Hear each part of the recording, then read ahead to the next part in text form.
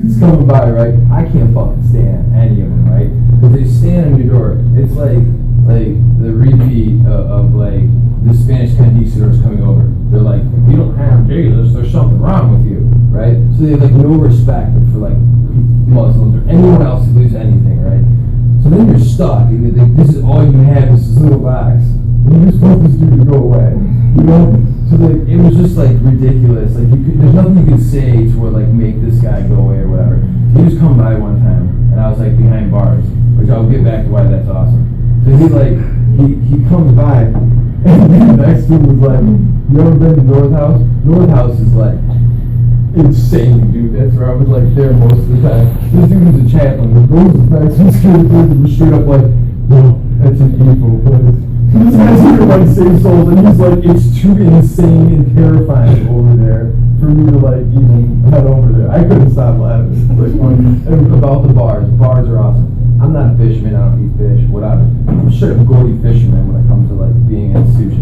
Once you're behind bars, there's like different shelves and galleries all over.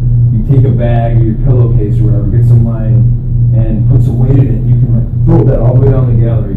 Somebody else can hook it, and then you can trade stuff. So then whether you have chemistry or not, you can trade food. You can get stamps. You can get like contraband coffee. You can get those things. You're denied once you have that little bit of freedom. You can get something from like 4 floors down.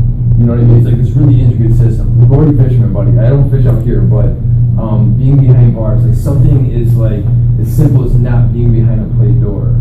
Like you're still in the solitary, you're still in the sag, and something that's like that small, you know, you can see a little bit. You're just seeing another wall, but that makes like a huge difference psychologically. And then you're able to kind of communicate and be able to like trade into barter. So I wanted to get back to the bars thing because you're able to then socialize to a little bit more. You could write kites, you know, a message, send it down, so you and another person can have like a private conversation. You're not putting it on the gallery, either because you're trying to get something, or you just don't want to be shouting your news out, hey dude, like I'm fucked up right now. You know what I mean? I'm having problems with my girl. Can I send you something down? Do you have some write-outs? I want to talk to my family. You know what I mean? Just something, the ability to be able to kind of do that.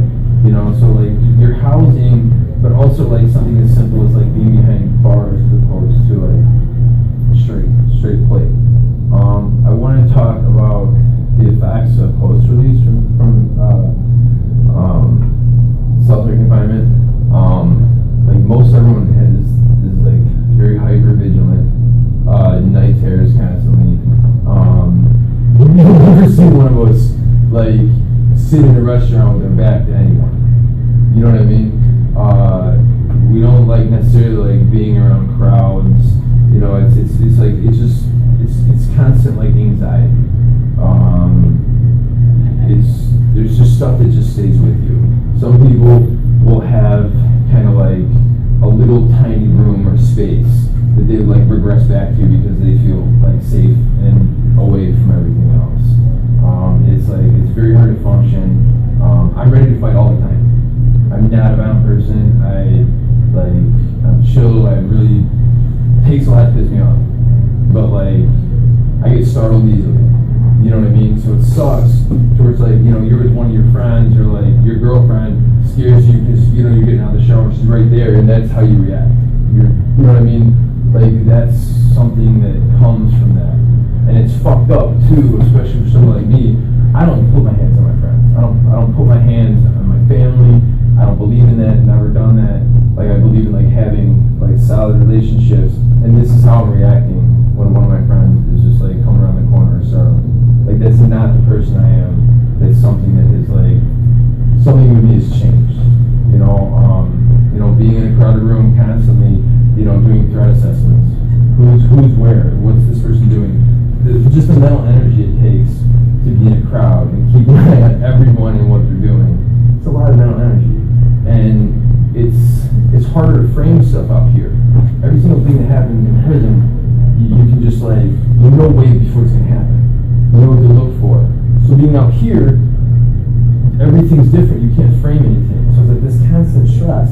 And you could tell yourself all day, like, staying in line in this grocery store and these people that I'm trying to keep an eye on and it's stressing me out.